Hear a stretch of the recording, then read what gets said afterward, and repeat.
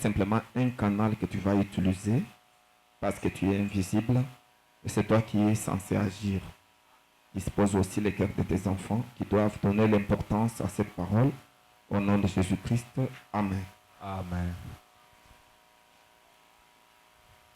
Ainsi, nous allons ouvrir nos Bibles dans notre livre d'Apocalypse chapitre 2. Na yango tokofongola babia biso ya mokanda ya emoniseli mokapo nango ya mibale. Premier verset. Ba milongo nango ya mbokino na sambo. Où la Bible dit, écrit à l'ange de l'église d'Éphèse, voici ce que dit celui qui tient les 7 étoiles dans sa main droite, celui qui marche au milieu des 7 chandeliers d'or.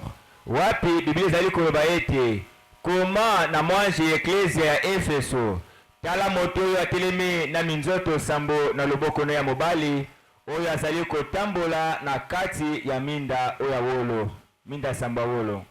Je connais tes œuvres, ton travail et ta persévérance.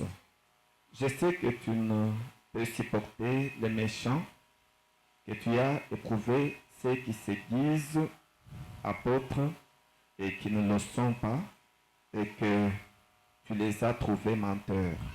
Ngai nayebi misala na yo, nayebi bambumo ozali kotalisa pe molende na yo, ozali koyika mpiko na bato ya kanza, pe ozali kososola bato baza komibenga ba apostolo kasi bazali yango te, na yango ye o moni bango bakosi.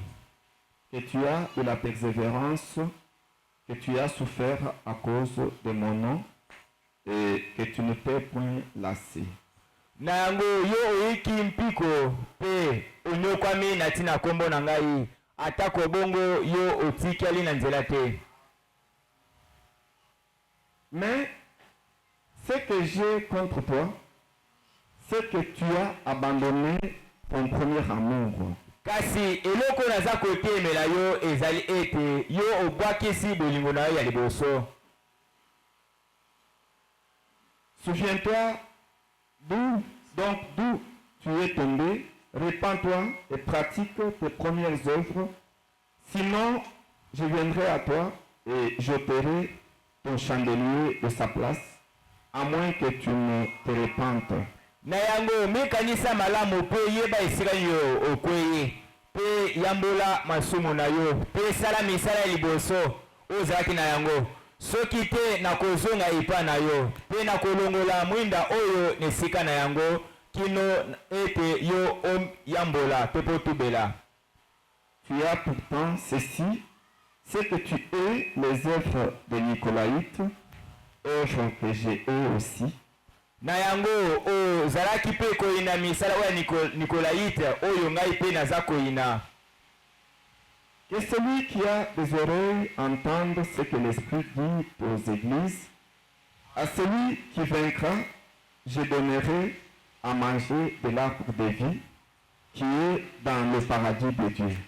Oyo azama to ya koyoka oyo wapi molimo azali koloba na eklesia na oyo alongaki na oyo kolonga na kopesa ya kolia na nzete ya bomoi oyo ezali paradiso ya Nzambe.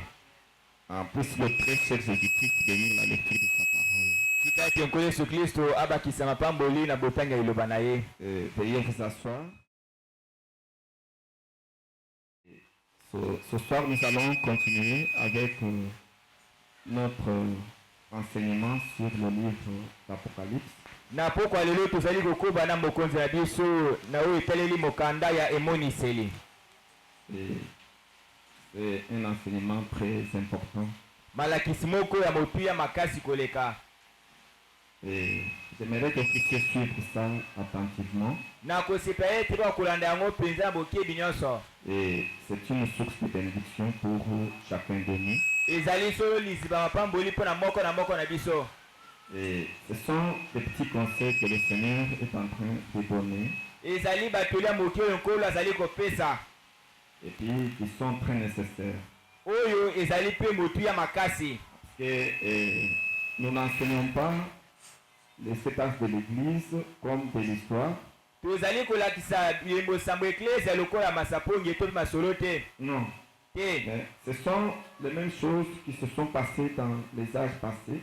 Kasi ezaka makambo moko elekaki na bileko eleki. Qui se continuent. Oui, ezali kokoba. C'est pourquoi vous verrez qu'un esprit qui s'est introduit dans l'église dans l'âge d'Éphèse,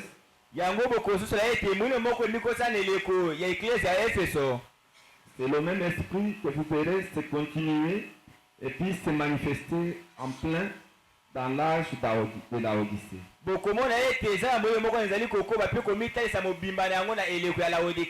sont les mêmes esprits. Et les esprits ne changent pas. Les hommes peuvent changer. Les époques peuvent changer. Les dispensations peuvent changer. Les générations peuvent penser. Mais les esprits demeurent. Voyez? Regardez même quand Dieu est venu, il a détruit le monde du temps de Noé. Vous pouvez croire que les esprits malsains avaient disparu. Non. Le diable s'était infiltré dans l'arche de Noé.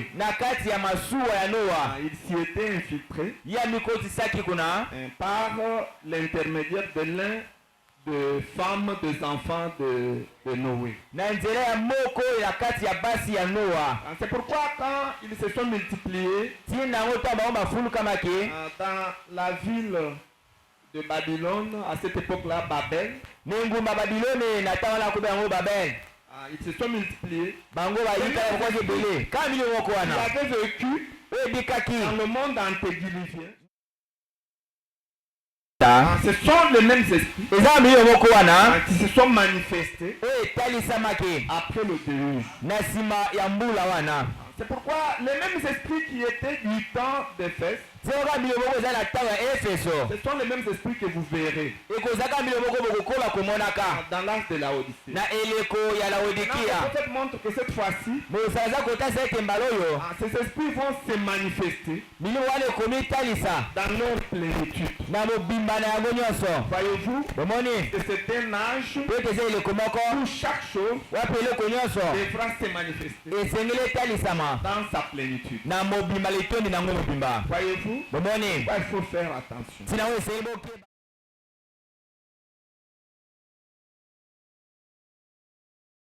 En fait, à ceux de l'église d'Éphèse.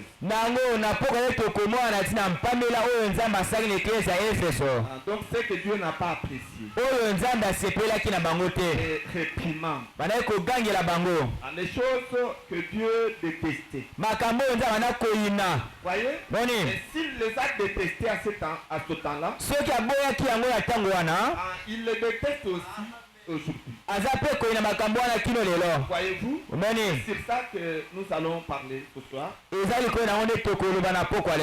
nous allons parler de la première reproche que Dieu a faite à l'église de l'Éphèse. Dieu reproche à ceux d'Éphèse d'avoir abandonné leur premier amour envers la parole de Dieu. Voyez,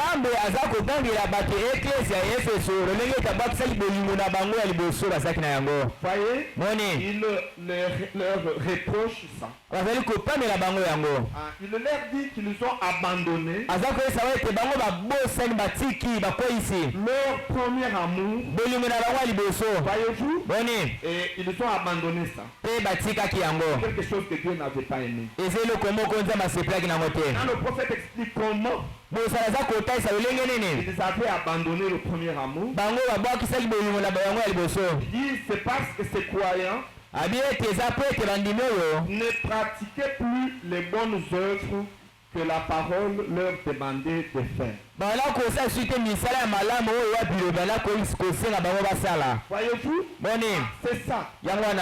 En réalité, ils ne pratiquaient plus les bonnes œuvres que la parole leur demandait de faire. na bosolo wana kosa suite misala malamu oyo wana kosenga bango basalaka. Pourtant au début, nzoka nene ebandeli na bango ya eleko wana quand ils ont rencontré la parole, ntango bango bakutani na liloba ils étaient zélés. bazalaki mpenza apambo ya malamu Ils avaient beaucoup d'amour bazali na esengo mpe bolingo ebele envers la parole. mpe na liloba. Voyez, moni ils allaient à l'église bazalaki na eklesia chaque fois. ntango nyonso Ils se réunissaient. bazalaki kosangana ntango nyonso bandaki kolinga libondeli Ils se visitaient les uns les autres. bandaki kotala bamoko mpe ya mosusu Et ils avaient tout en commun. bazalaki nyonso na bomoko Personne ne pouvait manger moto etaka kolia avant de s'assurer zanga yeba ete que les autres ont à manger. bamisusu balie. Voyez, moni ils avaient un amour bazalaki na bolingo moko qui les soudait. bazalaki kopesa bango mpe bokasi Pourquoi ceux qui les voyaient tina bato bana koma bango libanda avaient trouvé bamonaki ete en eux na kasi na bango il y avait l'esprit de Christ. ezali na molimo ya kristo. Pourquoi? mpo ya nini? Parce qu'ils vivaient mpo ete bana kobika la totalité de la parole. na mobimba liloba Et cela attirait même les gens yango bana kobenda kutu bato qui dehors ya libanda qui pouvaient venir bana koya à l'église na eklesia en suivant kolandaka le comportement de ces hommes. na bongo ebikeli ya bato wana. Mais à un moment donné, na ntango moko epesamaki ils ont lâché prise. bango batikaki yango Ils ont abandonné bango babwakisaki cet amour-là. bolingo wana kasi na Ils ont bango abandonné babwakisaki ces œuvres-là. misala wana kasi na bango. Le mot Éphèse, po ete liloba oyo efeso ça veut dire elingi eloba lâcher prise. kotika. Donc, vous tenez une chose osimbi eloko moko et à un moment donné, na ntango moko vous l'abandonnez encore. otiki yango lisusu Lâcher prise. obwakisi yango. C'est ce que veut dire yango elingi eloba ete Éphèse. efeso Et Branham dit bana baza koloba le comportement ete bikelo de nos frères d'Éphèse ya bandeko ya biso efeso que nous remarquons yo wana toza komona aussi à ceux de la haute. mpe awa na eleko ya laodikia Vous verrez des gens bokomona bato qui au départ wapi na ebandeli na bango aiment la parole. balingaki liloba Ils mingi s'accrochent à la parole. baza kokanga liloba Ils mingi aiment la vérité. baza kolinga bosolo L'église. baza kolinga eklesia Ils aiment l'église. baza kopesa simisi eklesia na ntango moko Ils ne lâchent prise. babwakisi na bango. C'est comme s'ils rentrent encore eza lokola azongi lisusu là où ils étaient. esika bango bazalaki. Voyez-vous, moni c'est un esprit mauvais eza molimo mabe qui n'a pas commencé aujourd'hui. oyo ebandaki lelo te Qui a commencé depuis le commencement kasi oyo ebandaki wuta na ebandeli de l'église, ya eklesia l'âge de l'Éphèse. na eleko ya efeso. Et Frère Branham dit dans l'exposé de cet âge de l'église, ndeko azali koloba na etia kokuna ya bilembo sambo nous eklesia allons directement à la page 89. toke na lombango na lokasa na yango tuku mwambe na libwa. C'est l'âge de l'église d'Éphèse. eza eleko ya eklesia ya efeso. Et nous allons commencer par le paragraphe 2. tokobanda na molongo nango ya mibale Pour voir mpona komona ce que abandonner le premier amour. oyo ezali kolakisa kotika bolingo na bango ya liboso. Ça veut dire quoi? elingi eloba nini? Selon le prophète. kolandisa mosakoli Ça veut dire quoi? elingi eloba nini? C'est ça. yango wana Est-ce que vous y êtes? bokomi wana 9, 2. Il dit alobi ete exactement. ezali wana Il y a quelques instants, ezali mwa ntango eleki j'ai dit que Jean comprenait nalobaki ete yohana bana kososola ce que c'était que d'aimer Dieu. oyo ezalaki ya kolinga nzambe. Aimer Dieu. kolinga nzambe Ce grand apôtre de l'amour toma monene oyo ya bolingo allait certainement le remarquer. alingaki solo mpenza kososola yango. Si l'Église commençait à perdre son premier amour pour Dieu, soki eklesia ekomaki kobanda kobwakisa bolingo ya liboso ya nzambe il pouvait remarquer akaki kososola ete comment l'Église boyokani eklesia était en train de perdre le premier amour ebandaki kobongisa bolingo na yango ya liboso qu'elle avait envers Dieu. oyo azalaki nango pene na nzambe. Pourquoi Jean a écrit tina ngo yohana akomaki dans 1 Jean chapitre 5 verset 3. na yohana ya mbomokapa mitano molongo nango ya misato Il dit alobi ete car po ete l'amour de Dieu bolingo ya nzambe consiste à garder ses commandements. eza kotalela kobatela mibeko na yango À garder mpe kobomba sa parole. liloba na ye. C'est ça l'amour de Dieu. yango wana nde bolingo ya nzambe En réalité, na bosolo le mpenza premier amour bolingo ya liboso que le peuple de Dieu oyo libota na nzambe avait abandonné, bango babwakisaki c'est que le peuple eza ete libota avait abandonné la parole. babwakisaki nde liloba Le peuple mpe libota ne gardait plus les commandements de Dieu. bala kobata esu te mibeko ya nzambe Car l'amour de Dieu po ete bolingo ya nzambe consiste eza kotalela à garder ya kobatela les commandements de Dieu, mibeko ya nzambe à garder la ya parole. kobomba liloba Voyez, moni maintenant le prophète continue, il dit ozalaza koa mpe alobi que le moindre écart kaka kokende mosika moke par rapport na oyo etaleli à cette parole na liloba oyo était un pas ezalaki litambe moko qui éloigne de Christ. oyo ezali kotanga mosika na kristo Oh, peuple de Dieu. oyo libota na nzambe Écoutez, yoka donc dès que vous vous éloignez na ntango kaka yoke mosika de la parole, ya liloba vous vous éloignez yoke mosika du message ya sango de votre temps. ya ntango na bino Dès que vous vous éloignez ntango otangi mosika du message, ya sango Branham dit bango baza koyeba ete vous vous éloignez oza kokende mosika de Christ. ya kristo Alléluia. alleluya Oh, je me sens. oyo naza koyoka mpenza mozambele Liste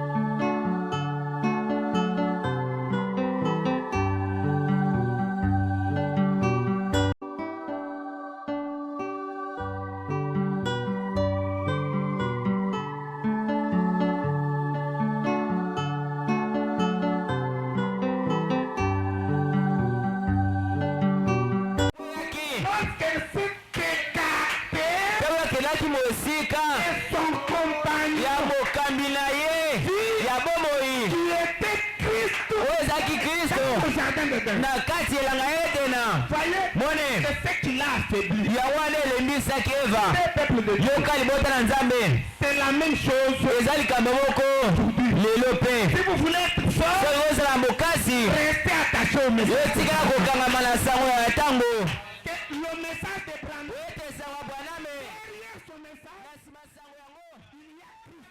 eza na kristo eza na kristo Toutefois, po ete ntango nyonso vous éloignez. yokende mosika Le message de ya Branham, sango ya bwaname vous vous éloignez en même eza temps kokende mpe mosika lisusu de Branham. na bwaname Et mpe vous kufa Restez yo tikala le Christ elongo na Kristo votre âge. ya eleko na bino Et restez avec la parole. mpe tikala elongo na liloba Voyez-vous, boni c'est ça votre fortification. yango wana ekolendisama na bino Voyez-vous, boni restez avec ça. yo tikala elongo nango Est-ce que quelqu'un croit ça? moto moko andimi yango Voyez, boni et nous continuons notre tozali kokoba na botangi na biso ya liloba aimer Dieu, kolinga nzambe c'est garder ses commandements, eza kobatela mibeko ya ye garder sa parole. kobatela liloba na ye Voyez-vous, moni maintenant, le moindre écart nabo kokelika mosika moke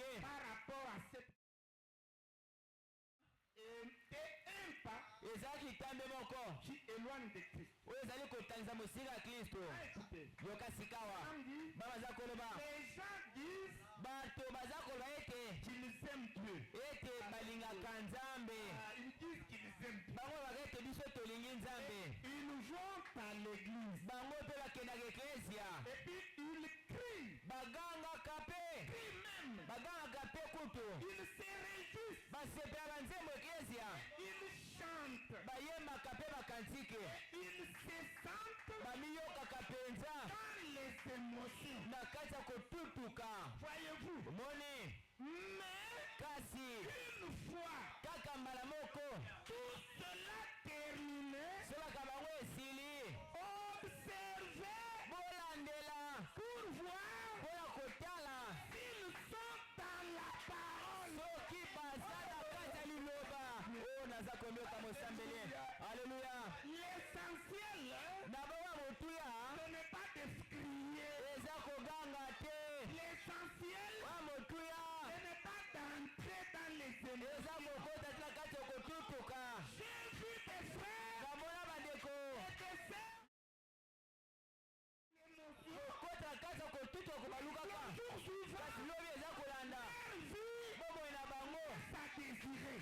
eza mpenza mabe Et je pouvais me poser des questions. nakomita motuna C'est cette sœur eza ndeko mwasi oyo qui roulait par obana kobaluka mabele awa quand le Saint-Esprit est entré. yamoyeko sante ekuta kasi na ye C'est quelqu'un de obi ezali moto mosusu par là que j'ai compris ezali wana soso yaki que ete les émotions ete kotutuka ne disent rien. elobaka eloko te Donc après que tout soit terminé, na nsima ete nyonso esili la personne est entrée en esprit. moto akosa kati ya molimo C'est un esprit. abi na molimo C'est un esprit. ayembi na Il a molimo prophétisé. asako na molimo alobi na nkota sika Tout est terminé. mpe kotutuka nyonso esili yango Maintenant, il rentre. azongi na bongo na ndako na ye Voyez, mone il mène sa vie normale. mpe aza kobika bomona ndenge esengeli À la maison, na ndako dans nos quartiers, na kartier na ye l'université, mpe na kelasi ya likolo université na kelasi à l'école, mpe ete na ekole n'entre pas en esprit. batakota na kati ya molimo te Mène sa vie bamemaka bongo na yango normale.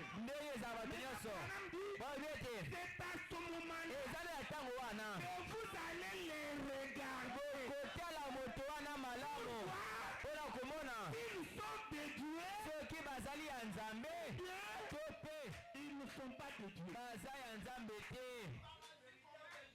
Voyez, bone voyez, bone vous voulez que nous continuions? bolingi ete tokoba yoka Branham dit, baya malobi mais une fois tout cela terminé, kasi mbala moko so nyonso na esili observez, bolandela malamu voir mpona komona s'ils sont dans la parole. soki baza solo na kati ya liloba Branham continue, bamakobi ete s'ils marchent soki batamboli selon la parole. kolandisama liloba Et il continue, il dit, akota alobi ete observez yoka s'ils la vivent. soki baza kobika mpe liloba yango Si ces gens-là vivent la parole, soki bato baza kobika liloba c'est ce que vous devez faire, yango nde esengeli bosala pas les émotions. eza kotutuka kobaluka te te Parce que Dieu a bien chanté. po ete eyembaki malamu Ça nous dit rien. eza koyesa biso eloko te Nous allons bien te connaître tokoyeba yo malamu lorsque tout sera terminé. ntango nyonso ani ekosila Et tu vis chez toi. po eza kobika epai na yo Voyez? moni Et puisque les émotions po ete kotutuka sont les préméditer. bakoki kobongisa yo na ndako Connais des les vases, Ndeyi bameki ils préméditent des prophéties. oyo babongisa masako na ndako avant ya eklesia. Je vous dis, Moto yakomisete lelo mpenza prophétiser même 20 fois. nakobimisa ta mbala mizomi tuku mibale. Yoka Frère Branham déclare, ndeko baza koba ete un don, likambo moko c'est comme un levier. eza lokola motomboli vitesse. C'est comme un levier vitesse eza lokola moto aza kotombola de vitesse la moto. ya moto. Et la vitesse Pe vitesse ne peut pas s'engager oyo komikotisa yango moko te elle-même. yango moko. Et Branham dit, Bamabi ete un seul en est le manœuvreur. kaka moto moko anyataka mpe atelemisaka yango C'est Dieu lui-même. eza nzambe ye moko. Vous allez préméditer. Yo kobongisa yango sango moko kosakolela mondeko Jésus eleko ndenge nini. Sa vitesse yo moko. Et puis on dit ça yo moko. Wana eza lisusu nzambe. Ça c'est le plus Dieu. Wana eza yo moko. Ça devient toi-même. La émotion na yo. C'est avec votre propre émotion. Maintenant qu'est-ce que nous allons faire? Biso tokosala nini? Tes émotions. Nasi akotuka yo nyonso wana. Émotion na ye. Nous allons attendre jusqu'à ce que son émotion termine. Ntango nyonso ekosila, Tolandi yo bana. on va te suivre maintenant chez toi à la maison. Moni. On va voir Ndenge ozobi. comment est-ce que tu vis à la maison. Ete ozobikela liloba nzambe. Est-ce que tu vis vraiment la parole de Dieu Ou bien kuna okomi ngando. ou bien tu deviens un crocodile là-bas. Voyez? Moni, Moni, Écoutez mes frères. yoka ndeko na nga. Qui compte, Oyo eza motuya, c'est la parole. eza liloba. Et la parole, ce n'est pas en parole seulement. Liloba eza te kuna monoko na ndimaka nasalaka bote. Naza mokristo, C'est du message du naza motuya sango ya ntango ndeko. Mais on entre dans Kasi ça. tokosa kati ya misala esalaka Il n'y a rien. ya malongo eza te. Écoutez mes frères. Yoka ndeko na nga. Il faut toujours Esengeli ntango nyonso qu'il y ait une concordance eza na bokokani moko entre ce que vous sortez comme na parole, kati oza nango eza komisa lokola maloba la vie que vous menez. mpe na bomo oyo eza kobikela Ça doit se concorder. esengeli ntambo elongo Puisque c'est ça aimer Dieu. po ete yango wana kolinga nzambe. Aimer Dieu, Kolinga ce nzambe n'est pas ce que vous dites. eza oyo eza kolomba te na monoko ntango nyonso. Nalingi nzambe. nalingi ye Oh Seigneur. o nkolo Il est bon. oza malamu oza kitoko. Aujourd'hui, vous savez le message d'habitude. So tu veux blaguer avec votre message, hein? Donc, ça quand même makambo Il nyonso. faut blaguer avec toutes les choses. Possible message. Mais il ne faut pas toucher notre message. J'aimais le message. Olingaka sango ya solo. Est-ce que vous l'avez Est-ce que obikaka sango yango mpe obikela yango mpenza obikelaka yango Écoutez, yoka Frère Branham insiste. ndeko mama aza kozonga likolo yango meke La vie. na oyo etali bomo eza kobikela Votre salut, ete lobiko na yo ce n'est pas ce que vous dites. eza oyo eza koloba ta monoko te. Votre salut lobiko na yo se manifeste eza kometalisa par vos fruits. na misala na bino Votre vie bomoi na bino que vous menez. oyo eza kobikela La parole de Dieu. eza liloba na nzambe Ou bien tu es quelqu'un bourré de slogans. to mpe eza bota tondisa na maloba ebele na monoko. Voyez, moni beaucoup de théories. likindo ebele maloba kaka kasi mosala boye Zéro. eloko te. Maintenant, Branham insiste. bwalama aza kobeta se abeta motuya C'est la pratique, eza nde makambo oza kosa oyo oza koloba te pas la théorie. oyo oza koloba te oyebi mpe te moto moko andimi yango. La théorie, vous pouvez l'imiter. makambo oyebi na motu okoki kosukisa yango. Voyez, Moni. vous pouvez imiter ça. okoki komekola yango Ah, mais la vie, kasi bomoi on n'imite pas. bamekolaka yango te. Vous savez, on connaît quelqu'un, oyebi ete bayebaka moto ce n'est pas par ses actions, eza te oyo aza kosala mais c'est plutôt par ses réactions. eza na oyo azongisaka soki osali ye mabe. Vous savez, la réaction na boyo bazongisaka est imprévisible. yango ezali oyo moto abongisaka te. Mais l'action kasi kosalela moto likambo est prévisible. ya moto abongisaka yango Vous pouvez arranger, okoki kobongisa eloko moko eloko na kosala voyez, moni et vous faites ça. mpe osali Mais yango la réaction, kasi oyo kozongisa non. mpe La réaction est spontanée. oyo ozongisa yaka mbala moko na ntango wana Je ne sais pas si vous avez compris ça. nayebi mpe so bososoli yango Voyez, moni l'action, eloko kosala vous dites non. Il faut que je sois à l'église. Je dois chanter. Je dois faire ceci. Je dois arranger les chaises. Je dois travailler. Je dois saluer les frères. Et puis je dois tout faire pour un bon frère. Une bonne soeur. Je dois bien m'habiller. Vous vous habillez très bien. Ça c'est l'action. Voyez? Mais la réaction, c'est imprévisible. La réaction, quand quelqu'un te provoque, il fait quelque chose qui contre ta propre vision à toi. Maintenant, quelle est la réaction? Voyez, c'est par là on va juger ce que tu es. Si ta réaction est bonne, c'est que tu es de Dieu. Mais si ta réaction est comme celle de Caïn, c'est compliqué. C'est pourquoi il y a une chose à laquelle vous devez vous attacher. C'est la parole. C'est la parole. Maintenant, le prophète dit ceci. Il continue, il dit, s'ils font tout le reste. Non, si ces gens font tout le reste et qu'ils ne marchent pas selon cette parole, alors ils peuvent bien dire qu'ils aiment Dieu, mais leur vie dit autre chose. Je ne sais pas si vous avez compris cette phrase. Donc quelqu'un peut dire qu'il aime Dieu de n'importe quelle manière. Mais si sa vie est contraire à ce que Dieu a dit, en d'autres termes, il n'aime pas Dieu. Donc ceux qui n'aiment pas Dieu sont ceux qui ne font pas ce que la parole demande. Et si vous croyez, dites Amen à la parole de Dieu. Voyez, et le prophète continue. Il dit, je vous demande si Jean n'a pas vu beaucoup de cela avant de mourir. Voyez, beaucoup de ces gens. Des gens qui disaient aimer Dieu, mais qui n'obéissaient pas à sa parole. Voyez, aimer Dieu, c'est obéir à la parole de Dieu. C'est ça, aimer Dieu. Quand vous n'obéissez pas à la parole de Dieu, c'est que vous n'aimez pas Dieu. Ce n'est pas ce que vous dites là. Non. Mais c'est l'obéissance à la foi la parole de Dieu. Que vous aimez Dieu. Voyez, si quelqu'un croit ça, qu'il dise Amen. Maintenant, crie haut. L'église d'Éphèse.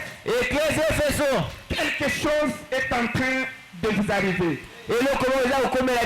Quelqu'un essaye d'ajouter à cette parole ou d'enlever quelque chose. Seulement ils le font de façon si subtile que vous n'y voyez rien. Voyez, ils n'ont pas fait cela en grand pour que vous puissiez le voir se produire ouvertement et caché. Ils introduisent cela par le biais du raisonnement et de la compréhension humaine, et cela s'emparera de vous si vous ne me refusez pas. Maintenant, prenons plus. Retournez à la Pentecôte.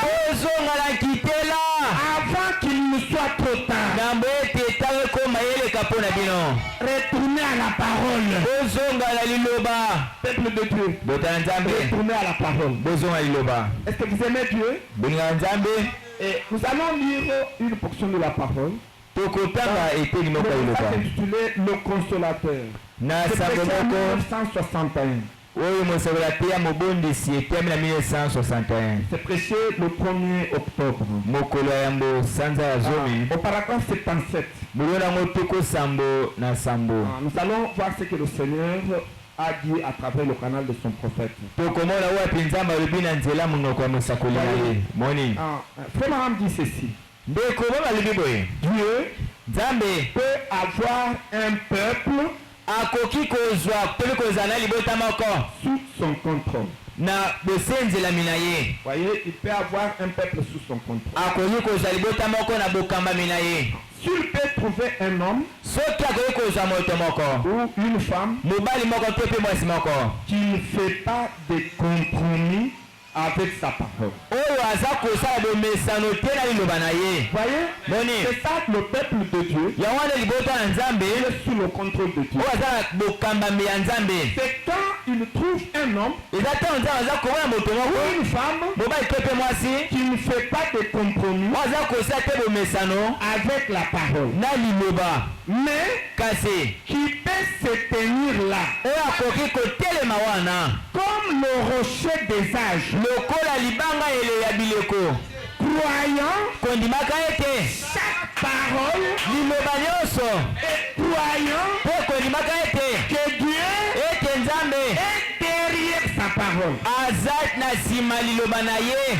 Voyez, c'est ça l'homme, la femme, sur qui Dieu exerce son contrôle. Le prophète donne une précision. Quelque chose que j'aime beaucoup. Est-ce que vous aimez aussi ça? Il dit, l'homme qui croit la parole doit agir selon elle. Alléluia. Est-ce que vous croyez le message de Branham? Donc, ne peut être croyant du message de Branham que c'est lui qui agit selon le message, pas celui qui professe. Je suis du message, j'aime le message, mais il ne fait rien. Non. Aimer le message, croire le message, c'est agir selon le message. Aimer la parole, c'est quand vous agissez selon la parole. C'est ça qui montre que vous aimez la parole. Si vous agissez autrement, contrairement à la parole, c'est que vous n'aimez pas la parole. Maintenant, il continue de dire, si vous n'agissez pas selon la parole, alors vous ne la croyez pas. J'aimerais que vous disiez amen à la parole de Dieu. C'est ça le message, mes frères. C'est que les gens vous trompent là. Oh, nous sommes sauvés par la grâce.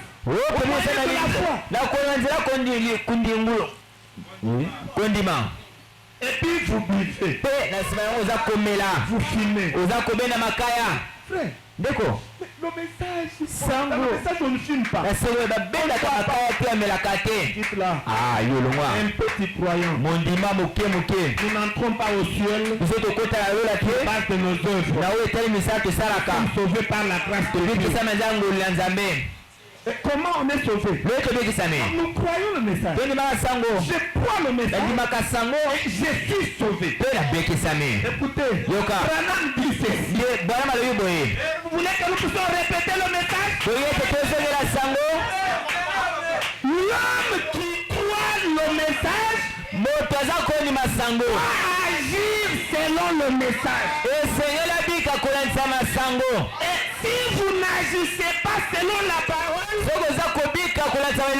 alors vous ne la croyez pas. Vous tous qui filmez, vous tous qui prenez la gueule, vous n'avez jamais pris le message de Branham. Tu n'as jamais pris cela. C'est croire, c'est agir selon le message. Vous voyez? Oh, vous arrivez au moment de votre mariage, Branham déclare que en aucun cas un croyant ne peut épouser une incroyante. Ou alors une croyante épouser une incroyante. C'est ce que dit le message. Et vous, quand vous arrivez à l'article de votre mariage, vous avez attendu. Le frère n'est pas venu. Et vous voyez vous vous jetez. Là, on vous dit, vous êtes croyant. Oui, vous n'êtes pas croyant. Être croyant, c'est agir selon le message. Et du côté des frères, n'en parlons même pas. Il laisse nos sœurs, nos assistantes sœurs, ils vont se marier à des chapeautés, et puis ils les amènent à l'église.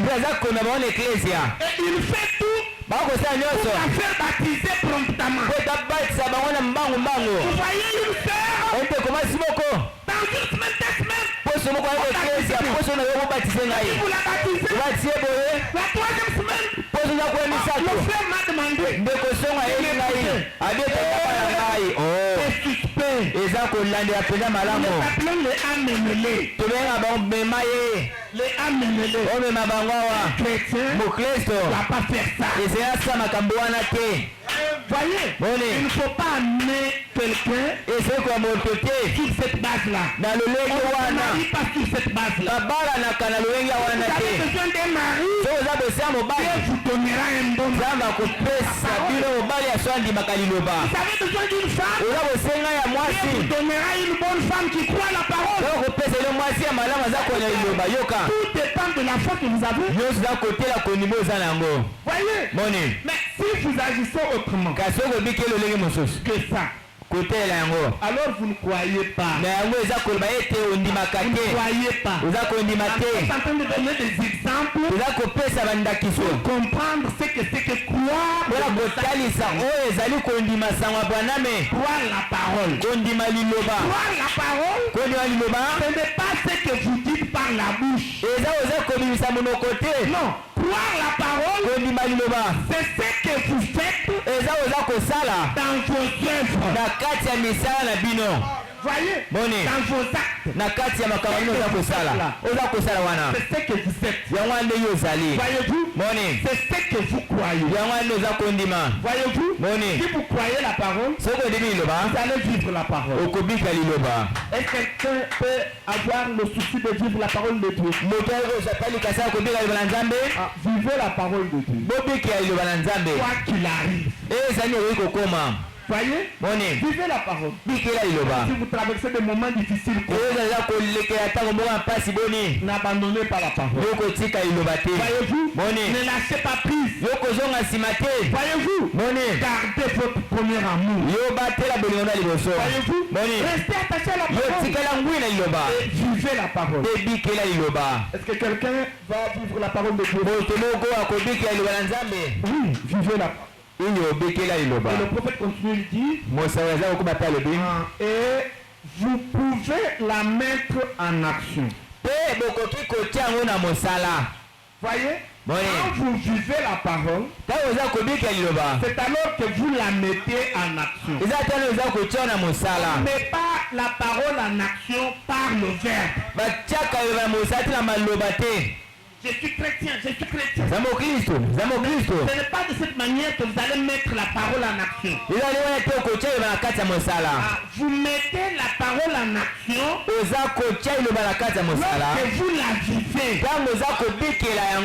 Écoutez, maintenant, Branham ajoute ici, et quand vous mettez la parole en action, la parole sera en vous.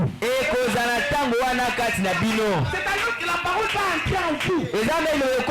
La parole ne va pas entrer en vous parce que vous parlez.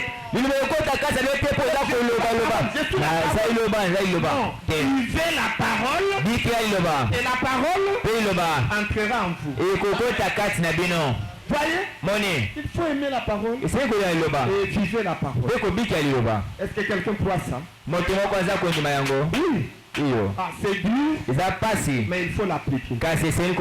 C'est ça le premier amour que le Seigneur exige. Ne restez pas prise. Ne soyez pas comme les Éphésiens.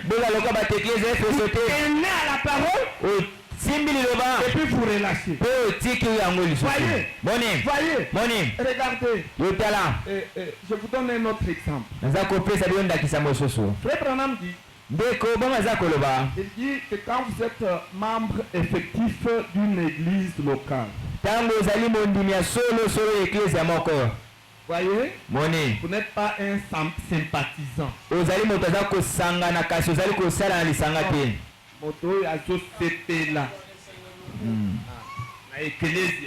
Mais Aza est namate. Donc il n'est pas membre. Il aime l'église. Les sympathisants. Quand vous êtes un membre effectif, il y a trois choses que vous devez faire pour être en ordre avec le Seigneur. Et la première chose, Branham dit, il faut être présent à l'église toutefois que les réunions sont organisées. C'est la première chose. La deuxième chose, toutefois que vous priez, il faut vous souvenir de votre église. Il te dit jusqu'à la fin, vous ne vous êtes pas souvenu de votre église. Non. C'est que vous n'êtes pas membre. L'église, c'est la famille. En réalité, la véritable famille que nous avons, c'est la famille chrétienne. C'est l'église. Autant que vous prenez soin de votre famille biologique, autant vous devez prendre soin de l'église. Est-ce que quelqu'un peut faire ça? Voyez-vous, vous devez prier pour l'église chaque fois que vous êtes en prière. Voyez-vous, c'est la deuxième condition. Et puis la troisième condition, il faut soutenir l'église. Premièrement, par vos dîmes. Deuxièmement, par vos offrandes. Et troisièmement, par vos contributions volontaires.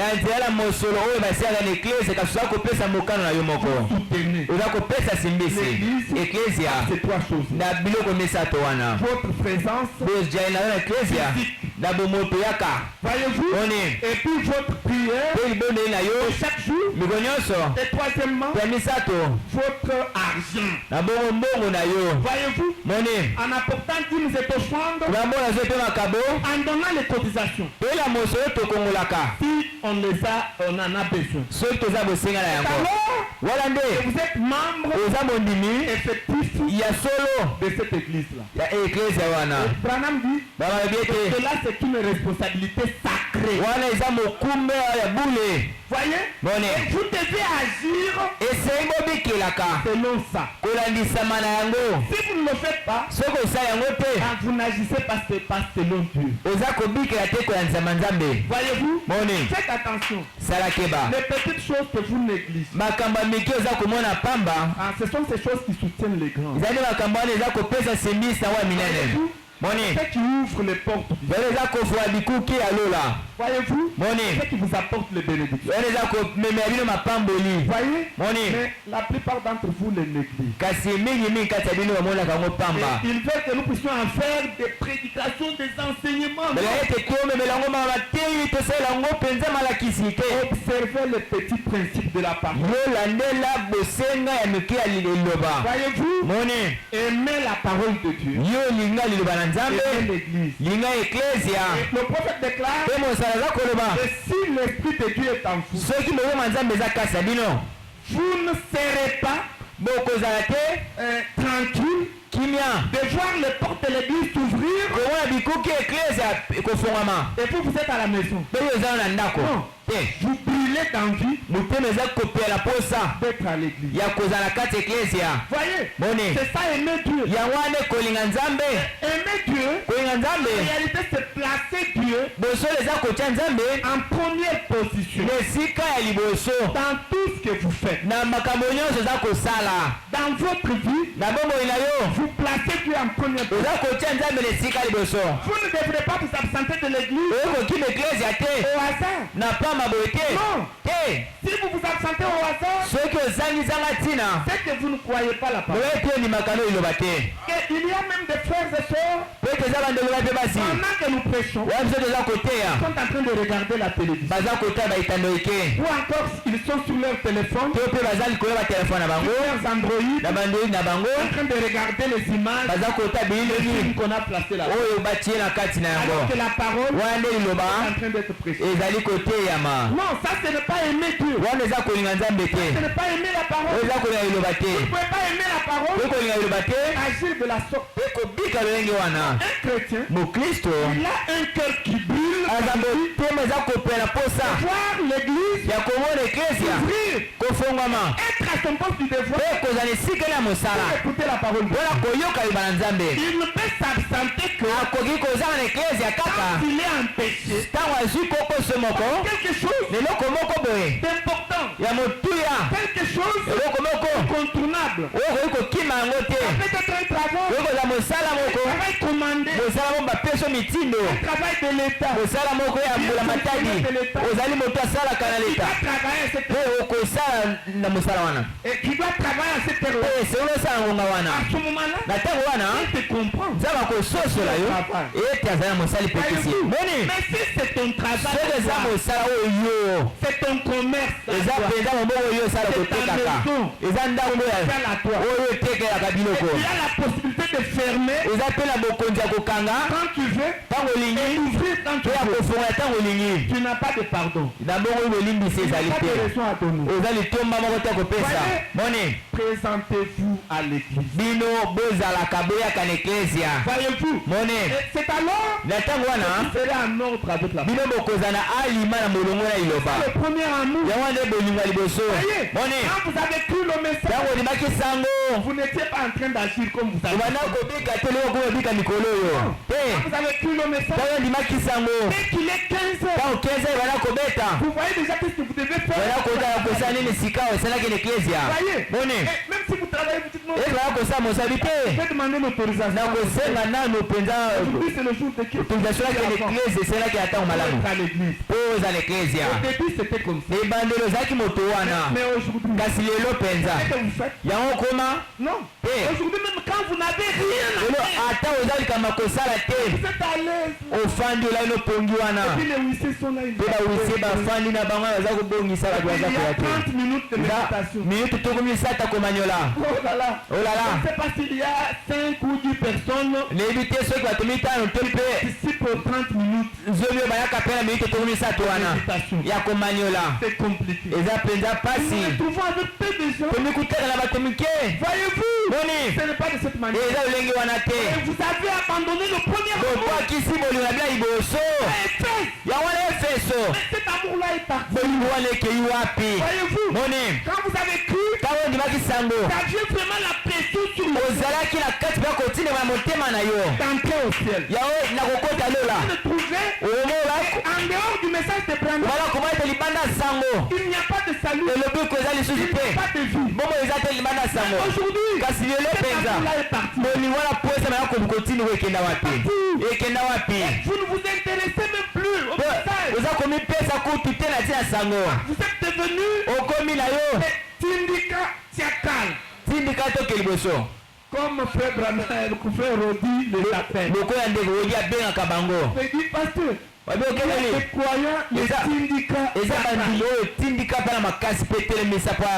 Non, vous ne devez pas être comme ça. Un vrai croyant, on ne doit pas le pousser à venir.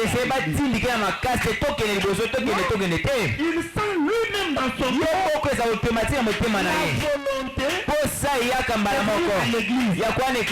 Ne venez pas à l'église pour que le pasteur puisse vous voir. Ne venez pas à l'église pour que tel frère puisse vous voir. Il y en a même qui viennent parce qu'il veut être épousé par tel frère. Alors elle est là pour venir à l'église. Maintenant si le frère se déplace, lui aussi ne vient pas à l'église. Le frère puisse voir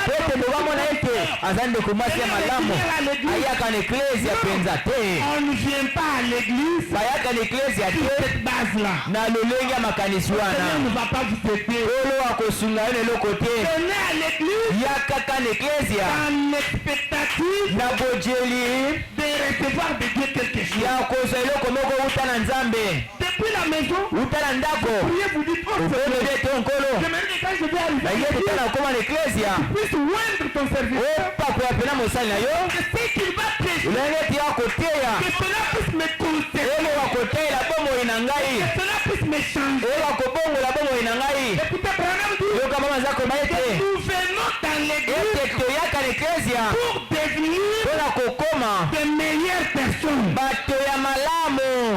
Écoutez, il y a une seule chose qui va nous rendre meilleurs. C'est la parole de Dieu. Ce n'est pas la science. Ce n'est même pas l'éducation. Que l'éducation a échoué.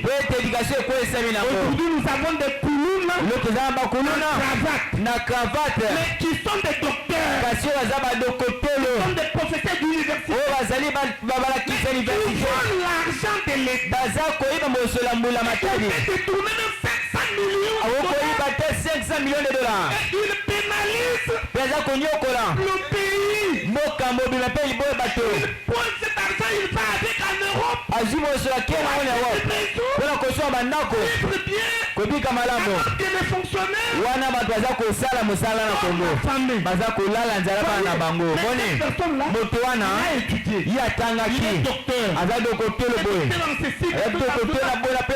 écoutez, il est docteur, il n'est pas bien éduqué.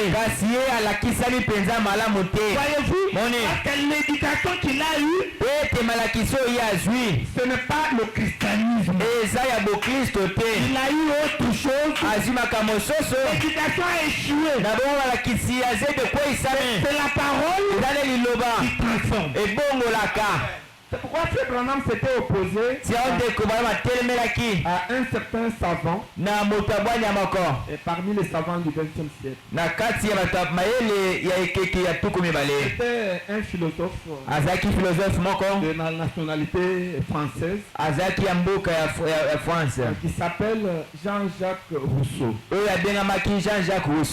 Lui, après ses études, il avait conclu l'homme n'est bon, mais c'est la société qui le rend mauvais. Maintenant Branham dit il n'a pas bien compris. Donc l'homme n'est forcément mauvais mabe. Seule la parole de Dieu l'aura meilleur. Écoutez mes soeurs, l'unique chose qui va vous rendre meilleur, c'est la parole de Dieu. Et elle vous rendra meilleur lorsque vous la croyez et vous agissez selon elle. C'est alors que elle va entrer en vous. Voyez la formule? Vous croyez, vous agissez selon elle, la parole entre en vous, et vous devenez la parole.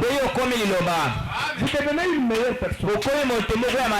Et quand vous quittez vos maisons, c'est ce que vous devez demander au Seigneur.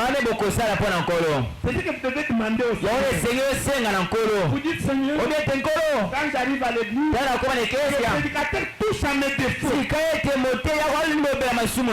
Voyez, comme ça, je vais mettre en ordre ma vie.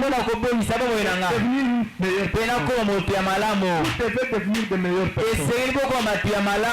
Voyez, la parole de Dieu nous rend de meilleurs. Surtout si elle est prêchée dans sa pureté. Sans mélange. Vous savez ce qui tue les chrétiens aujourd'hui? Dans le message, on est en train de nous critiquer. Les brananistes avant, c'était de bonnes personnes. Actuellement, elles ne sont plus de bonnes personnes. Parce qu'il y a des docteurs, des enseignants, des apôtres qui ont injecté dans le message, injecté dans le message leur propre pensée, leur étonnement. Voyez-vous, ils ont dénaturé la parole. La parole ne donne plus le fruit escompté. Que tout dépend de ce que vous mangez. Voyez, dans le naturel, plus vous mangez bien, plus vous mangez bien, plus votre santé est bonne. Si vous mangez mal, votre santé aussi est médiocre. Sur le plan spirituel, c'est la même chose. Vous mangez la parole, votre vie est meilleure.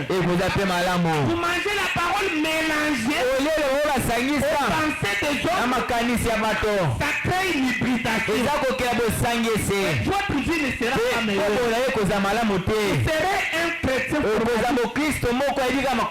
par la bouche. Vous parlez,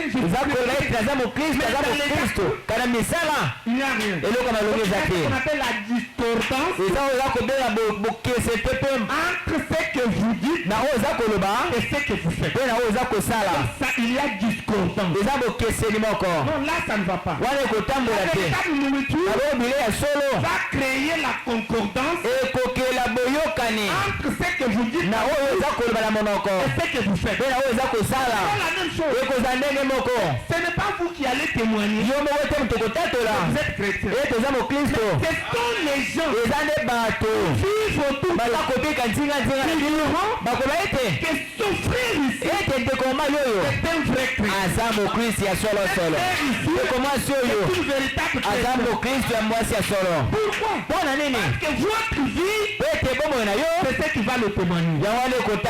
Abraham a dit, votre vie crie plus fort que vos paroles. C'est pourquoi ça ne sert à rien de faire des commentaires, je suis sauvé.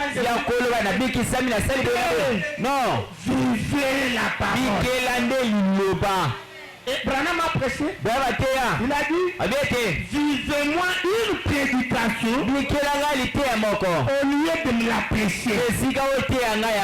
Aujourd'hui, il y a beaucoup de prédicateurs mais qui ne vivent pas la prédication. Et cela tue le peuple. Un prédicateur doit être le modèle. Il doit vivre qu'il prêche.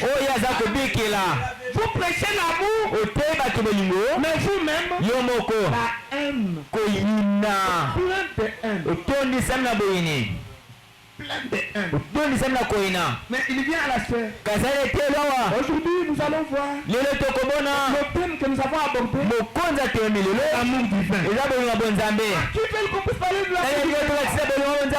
Il parle de l'amour avec la facilitation de l'Internet.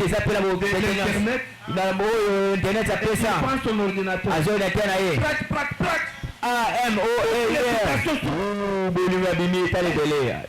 Comme j'étais allé avec ma femme dans une église quelque part alors le pasteur devrait parler sur la sanctification. Il passe pour parler sur la sanctification.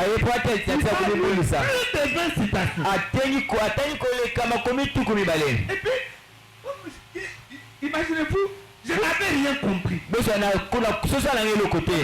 Toute cette citation, je n'avais rien compris. Ma femme m'a demandé, est-ce que tu as compris ce que le pasteur disait après? Il a lu beaucoup de citations sur l'amour. Il avait compris. Il avait rassemblé les citations de l'ordinateur. Ce n'est pas de cette manière qu'on prêche. On ne prêche pas des citations.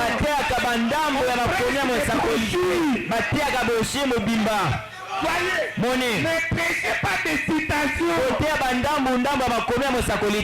Voyez,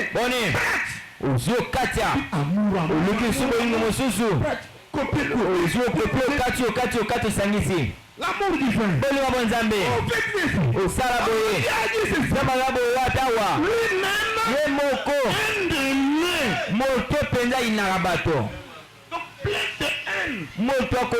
Ce sont des citations pour les enfants de Dieu.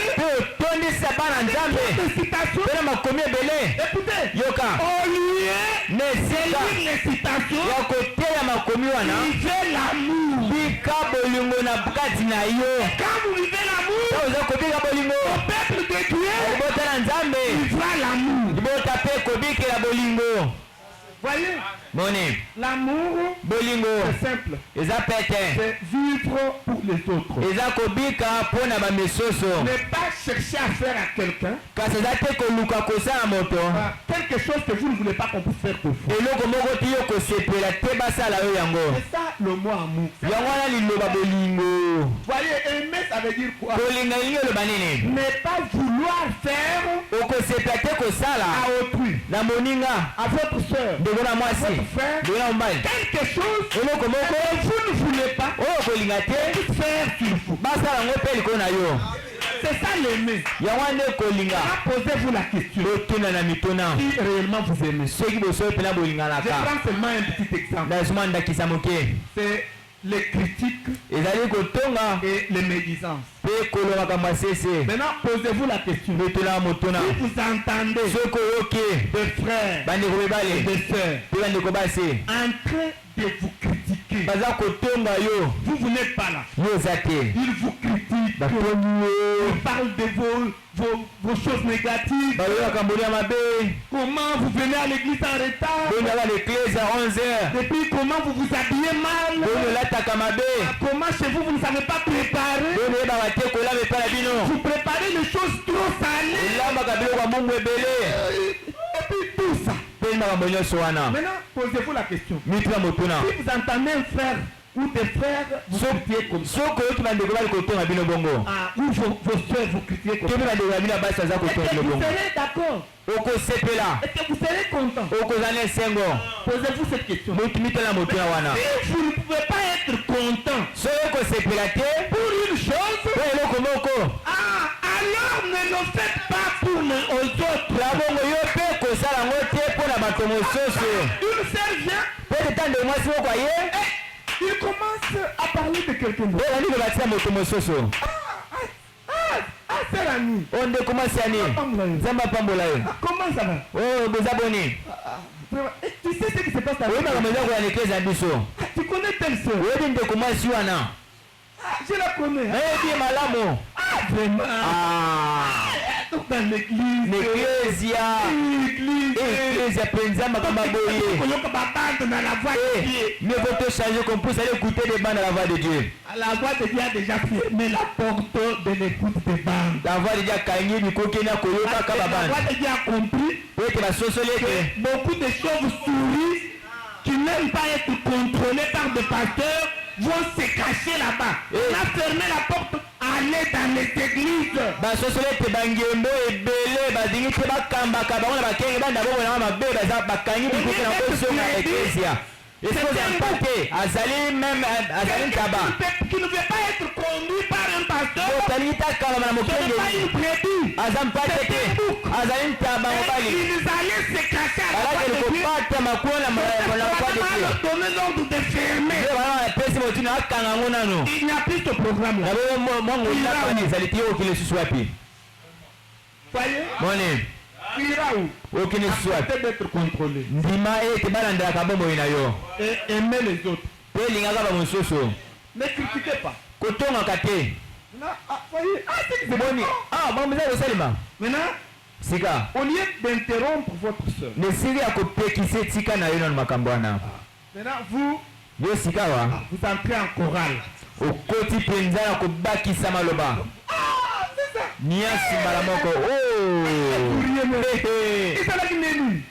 Et puis vous racontez.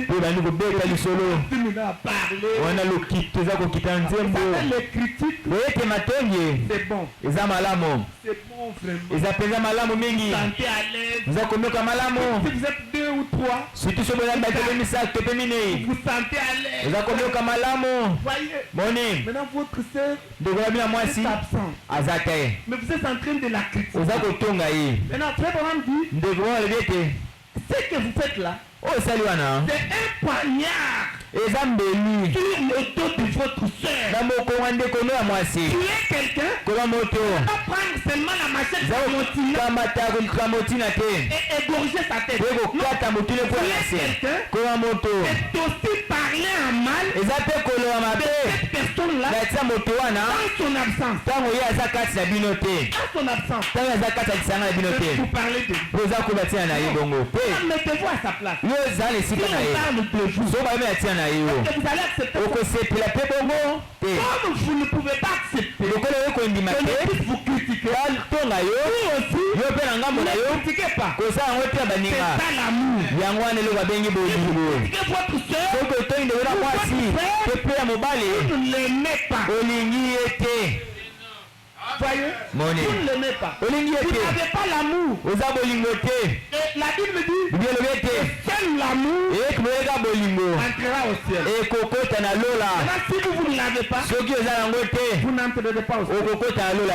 Voyez, aimez les autres. Évitez des critiques. C'est du poison. C'est l'acide sulfurique dans l'église. Nous sommes formellement contre cette manière. Aimez vos frères. Aimez vos soeurs. Faites du bien. Seulement. Vous vous retrouvez. Vous voulez parler de quelqu'un qui n'est pas parmi vous. Parlez seulement en bien de cette personne-là. Pas en mal.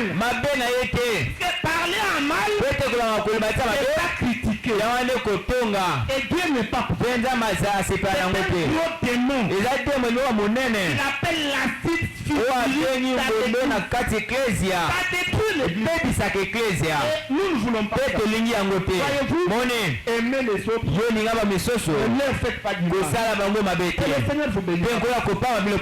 Vous venez à l'église pour être changé. Pas pour devenir des critiques.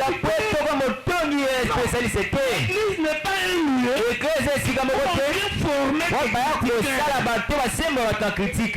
non, ce n'est pas ça.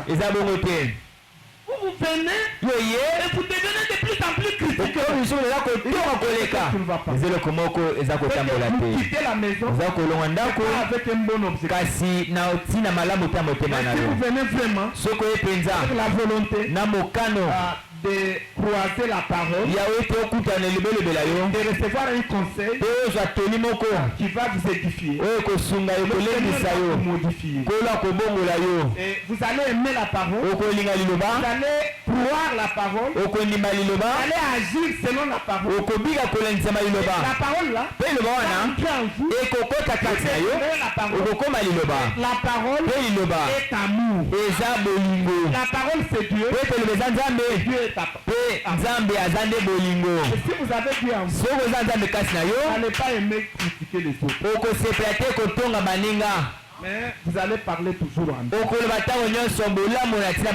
Est-ce que quelqu'un croit ça? Que vous croyez? Je sais que c'est Dieu qui vous parle. De vous dire des choses comme ça. Mais c'est Dieu qui vous a reproché. Et nous allons le remercier pour ça.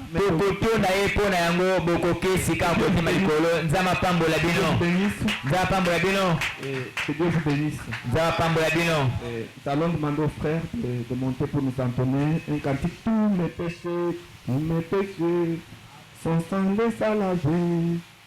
Tous mes péchés sont sans laisse à laver. J'ai vu frère Calvin, il est déjà parti. Il peut venir jouer. Tous mes péchés, tous mes péchés.